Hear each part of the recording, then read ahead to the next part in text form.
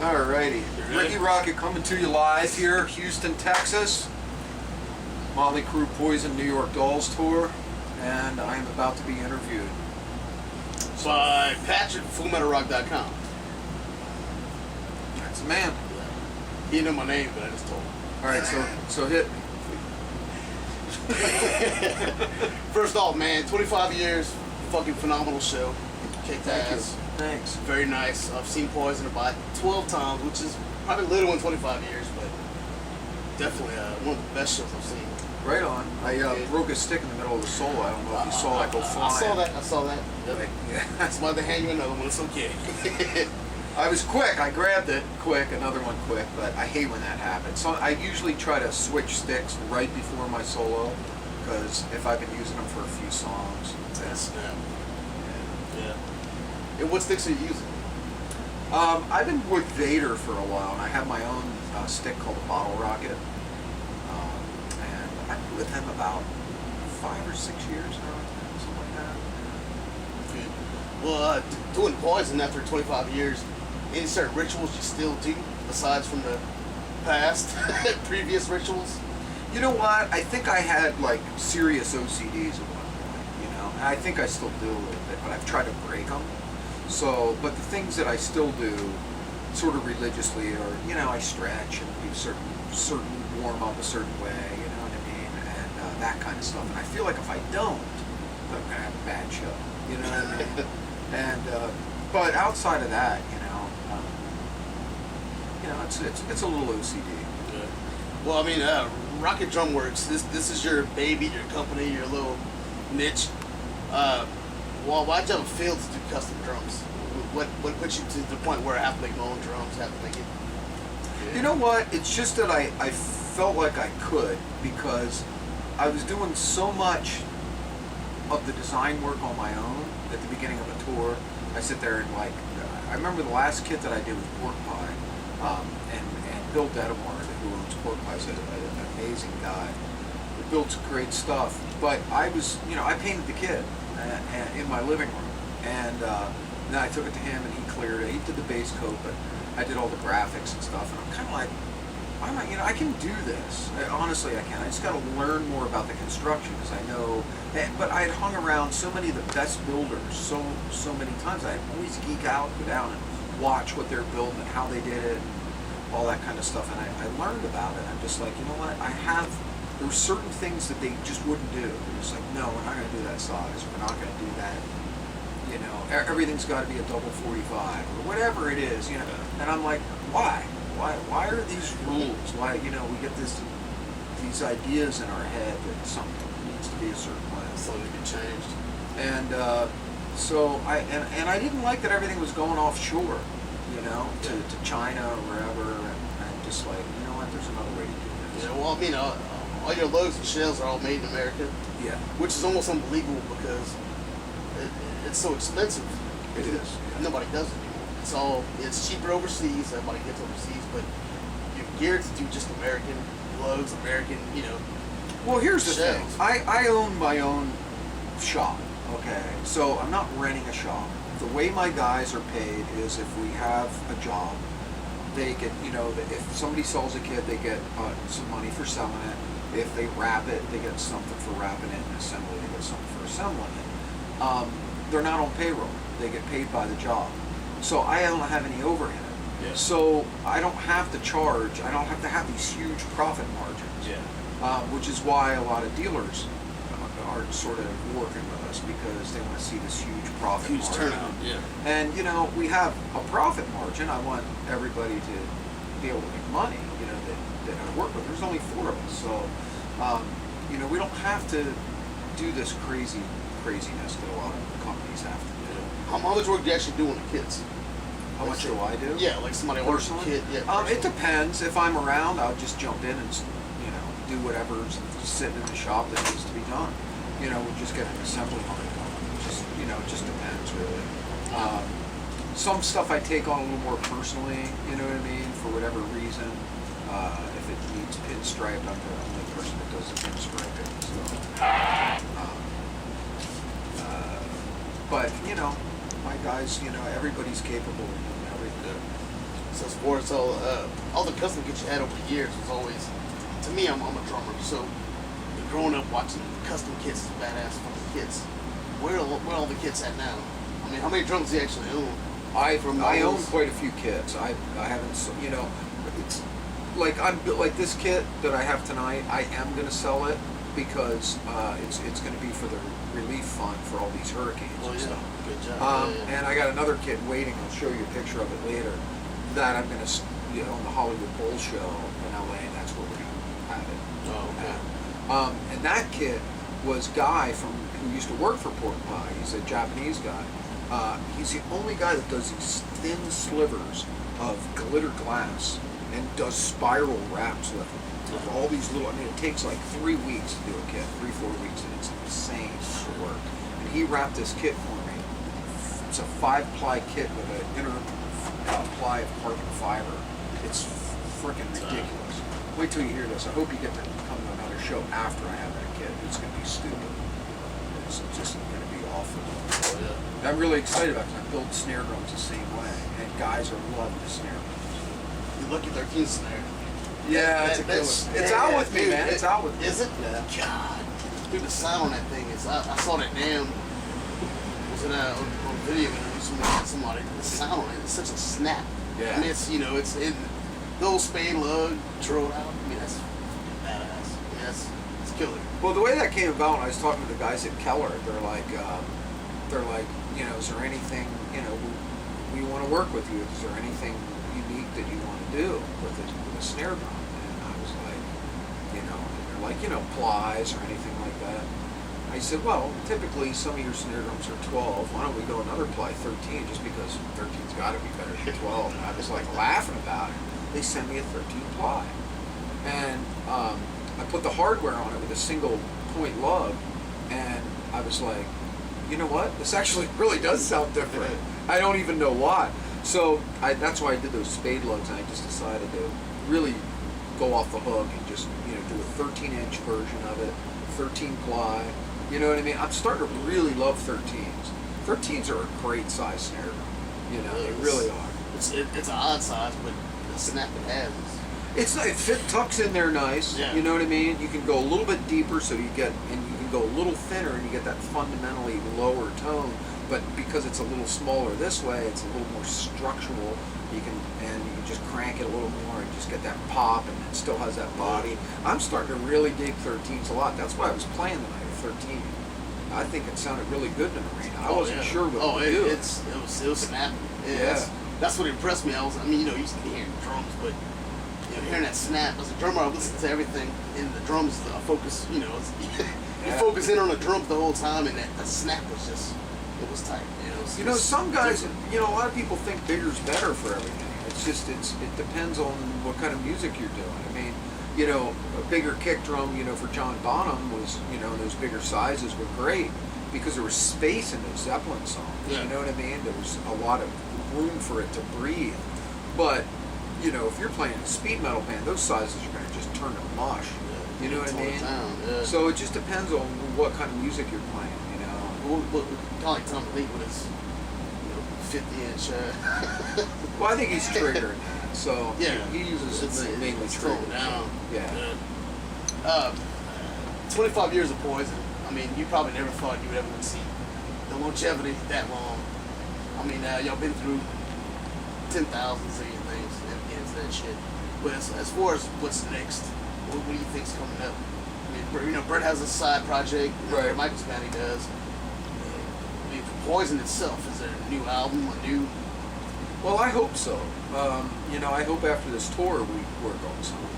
It's been my hope for a while. It seems like it's, we just can't get it done. It's, I don't know why, but it's something I think that this band desperately needs to stay viable. Yeah. People are going to be like, okay, well, that's, but the record industry is tough right now. I mean, it's really, crap, it's crap. But at the same time, I think that, the future of the record business is, right now it's all about, being able to get all this access to all this music. So I think in the future it'll be like less access. Like, that's my band and you can't have it because it's hard to get that shit. Yeah. What's going to make it hard? I'm sure there will be another format that's going to come out that is going to, I think we're poised for high fidelity again. Right now, all our stuff's like 12-bit. You know what I mean? You can't tell the clarity of music. And people are just Pro Tooling and processing stuff, and I think it's going to get a little more. This is just my prediction for wherever it's worth. You got it on here. I think music's going to get a little more organic, whether it be more rock or whatever. And I think that the return of the audiophile is going to come back, where people are going to have systems that really reproduce good sounding music, and it could produce really great sounding rock bands, or we could get into a new Steely Dan that comes around because of that, that direct to disc headspace. I don't know, but I just really envision that to be the next wave. Let's get back at something. I mean, everything's so digital now. You can hear everything. You don't have to go anywhere and do anything. Back in the day, you had to go watch a show. You had to get the tape and check out the tape. You had to have all this in hand. Right. Now it's all on the internet. You don't have to do anything. Right. And except for musicians make money now from just doing shows. Yeah. You can't sell your shit. Nobody's buying it. Nobody wants it. Me myself, I want the album photo out in my hand. I want to see the tape. I want to see the lyrics. Oh yeah. I want the fucking shit in my hand. Right. And now people the internet just overload everything. But that's a good view. I mean, another format's gonna come out where it's gonna be back to the grid. Back to where it's supposed to be. all of it's it's all good. You know what I mean? And it's like TV is like far surpassed music because HD TV and 3D and all that kind of stuff. But music is still stuck in iPods, with 12-bit and 16-bit CDs, and and we're recording, in Pro Tools at 32K or 32-bit, 96K, and there's all that fidelity, and we're not doing anything with it. Why aren't we making records in 5.1 surround sound? Yeah. I mean, we could do that and make some really cool sounding stuff. I heard a remake, somebody remixed Blackwater, the Doobie Brothers. Yeah. It was ridiculous, sitting inside this surround sound room and just hearing it. I was like, wow, Just rolling around. Yeah, I mean, it was killer. And I think it, with any luck, we'll go back to really wanting that kind of stuff. Yeah. And that means that people are going to have to be good players. You know what I mean? You can't fuck We with have to step up. Have to step it up a notch. And that's good. It's good for music. Yeah. Any of all the drummers out there that are inspiring drummers, any kind of tips you have for them as far as making? Yes, learn to sing. Hey, hold on. You're making a lot of noise there, Tango. Sorry, taking anything.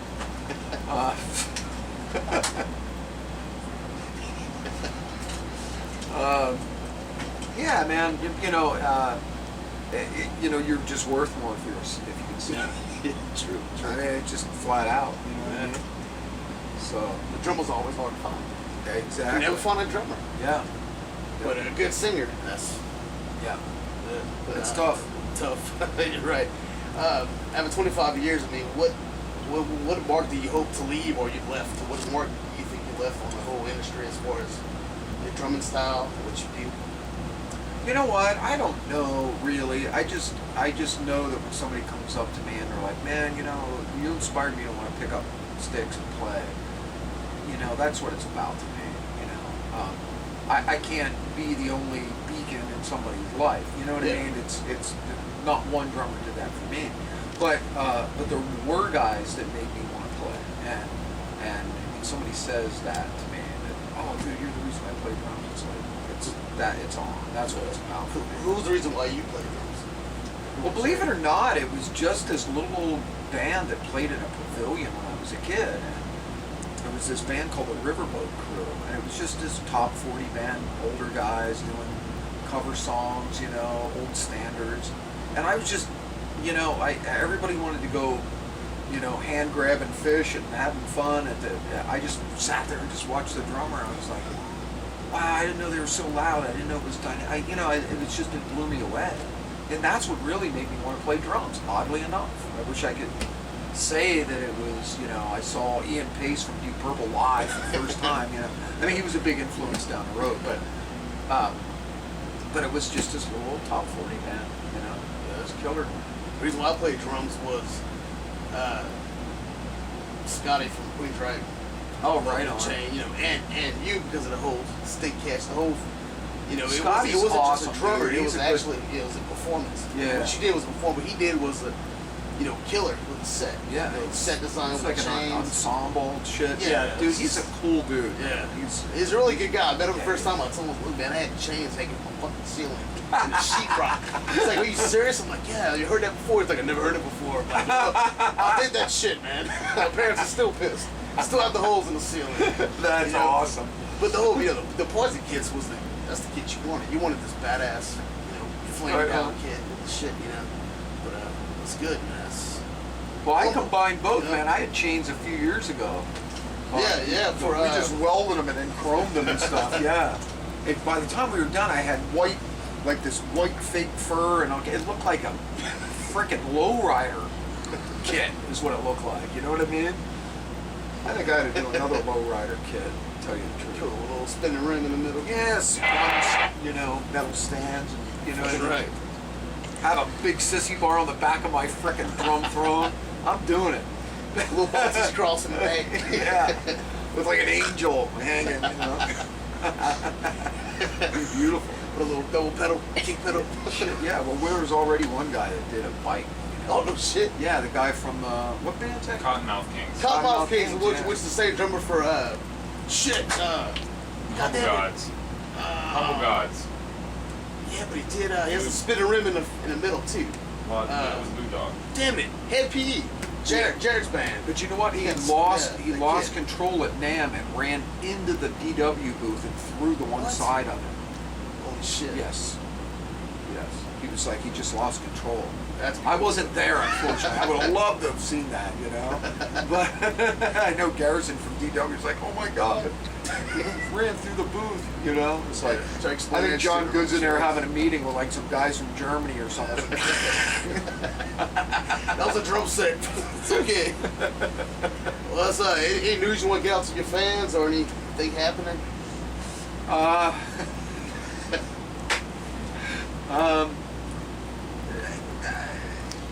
yes, actually, I do have some news. Okay, and this is all in the very, very beginning stages. Okay, but we've been working on a Rockett Drum Works reality show for a while. It looks like it may have is getting optioned for it. I think it might happen. So, you know, crossing our fingers for that. I mean, you never know. Yeah. People talk shit. So, but it seems like a real reputable company, and I think it might fly. So, yeah, with any luck, by this time next year, we'll have a show in the can, and maybe we'll be talking about that too. Reality TV, man. That's all it is now. You know what though? I don't want to go on a show. I don't want to like jump out of an airplane and eat worms or something fucking Yeah. stupid. I want it to be about something. I want there to be a reason. And our show is kind of like, you know, West Coast Choppers or you know, it's like that kind of. It's like Monster Garage. You know what I mean? Yeah. It's a cool Busting your ass. idea. doing anything. It is. It's not like, you know, let's open a store and, you know, I don't know. Just some of these goofy ideas, man. I don't care. Cupcakes. This makes more Cupcakes. sense. Let's have another fucking cupcake show, right? Yeah. God. Cupcake off. Yeah. Although you could make cupcakes look like drums if you had a big enough. That'd be cool. Hey, you could make drums look like Plastic cupcakes. cupcakes. Why don't we do that? Yeah. Yeah, that'd be sweet. Whipped cream on the fucking head.